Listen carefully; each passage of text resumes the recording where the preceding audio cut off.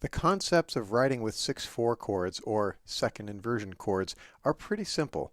The thing that gets complicated is the way that they are labeled and the names that are used. Let's get into it. The cadential 6/4 is extremely popular. It's perhaps the most common usage of a chord in second inversion. Now, as you know, when you take a chord and you put it into an inversion, you change its harmonic function a little bit. Like first inversion, you have freedom to double things, and it kind of softens the chord's function in tonal harmony. When you put a chord in second inversion, it changes things a lot. Let's look at the way this chord here is labeled. And please keep in mind this is treble clef at the bottom. We are in the key of D at the end. Look at this chord. This is a D, an F sharp, and an A in the bass. To me, that's a D chord. D, F sharp, and A is a D chord. But look at the way it's labeled. It's labeled as a 5/6/4. How can that be? Well, this is where it gets confusing. The A in the bass is so strong, it gives you the function of the dominant. So in the key of D, A is the 5, right? D, E, F sharp, G, A. That's the 5. So that's kind of correct, putting the 5 there because it's A. Remember, treble clef. Now, over the top of that, they wrote a 4 and a 6. So a fourth above the A, there's the 4, and there's the 6, that's F sharp, a sixth above the A. So 5/6/4, resolving to 5/3/5. That's a root position 5 chord. So this is one way to analyze what's going on here. Have a listen.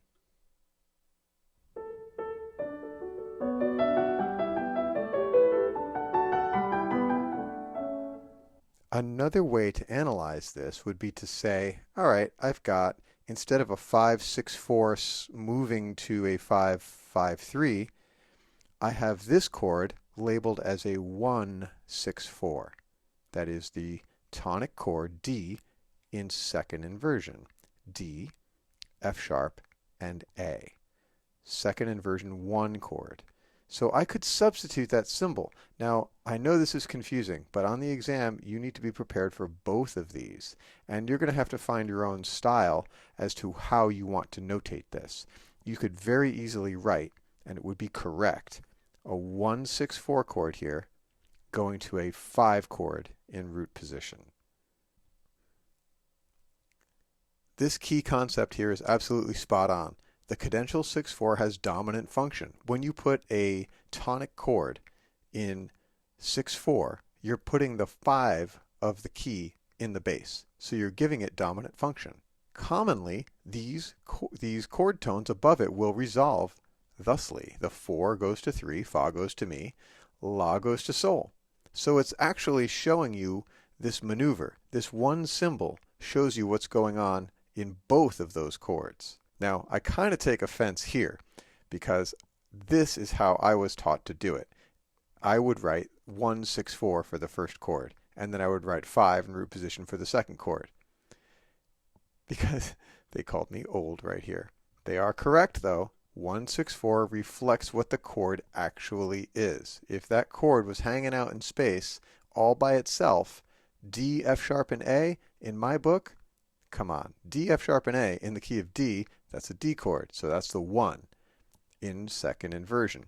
But what they're saying here is that, look, the 5 chord is really what's happening here. They're suspending these two notes and resolving them down by steps. So this is a dominant area and a half cadence. So you have to know both ways. Here's another example. In My Country 'Tis of Thee, we have a 2/6 chord going to a dominant area. But if you spell this out, here we are in the key of F. Look, it's F, A, C.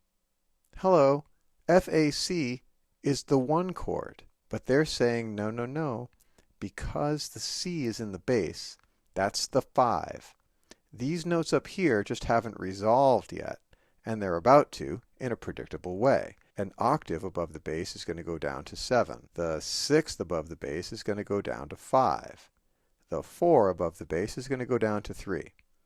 So both are correct. This is a cadential 6/4. You could call this chord 164, and then you could call this chord 5 in root position. Or you could write it out like this: 5 with all these intervals above it resolving downward. Here's another example. They've called this 564 going to 535, which is root position 5 chord, right?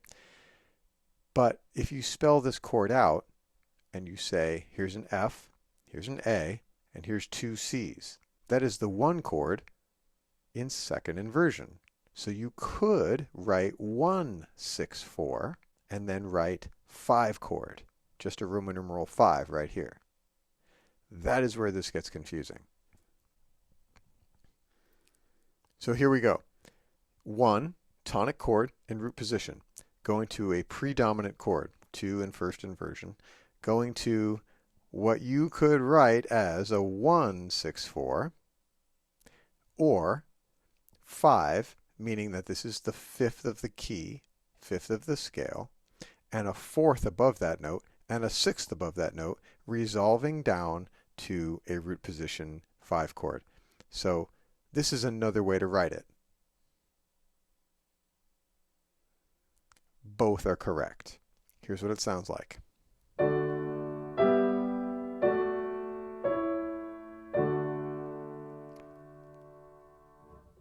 And upon listening to that, your ear does not tell you you're at the 1 chord here. I don't hear 1. I hear 5.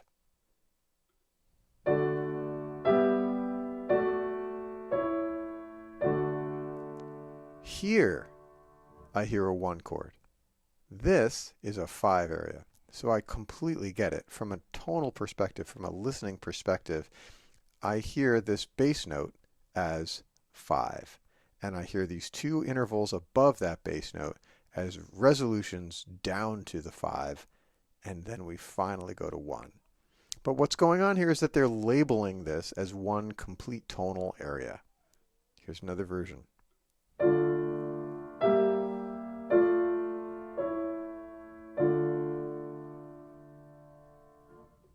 So you have to be prepared to see a chord that you would normally just say, all right, I've got D, F, A. This is a D chord. That's a 1 chord. The 5th of the triad that I see here is in the bass. So why don't I call that 164? You can. And it won't be marked wrong. But you can also do it this way. You can also say that this is a 5 in the bass with these two intervals, 6 and 4, over the top, resolving down to 5-3. That goes to 1. Another example.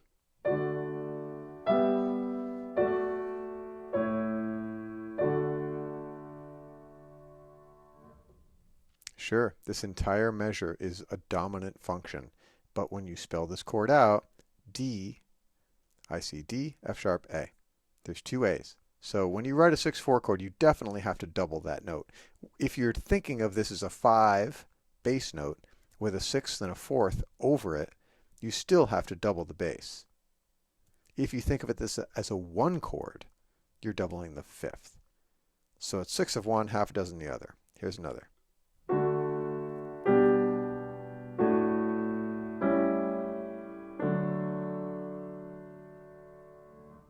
Really pretty resolution, but I don't hear a 1 chord here. I definitely hear dominant function. So that is why they write it this way. But again, it's not wrong to call that a 164 and to call this a 5. Here's another.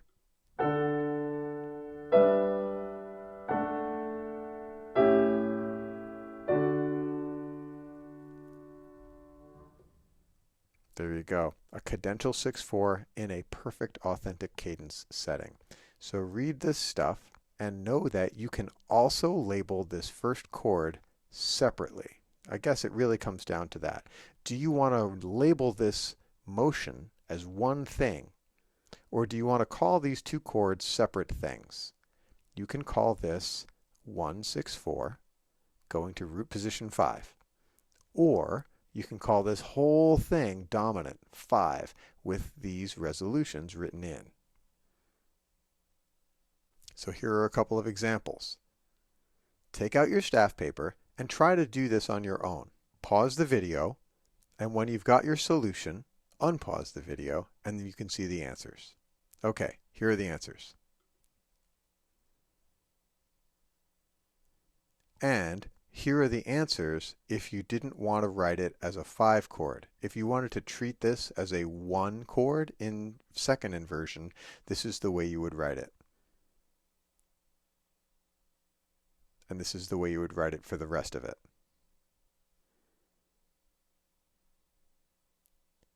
Okay, in the next video, I'll show you the pedal 6/4 or the neighbor 6/4.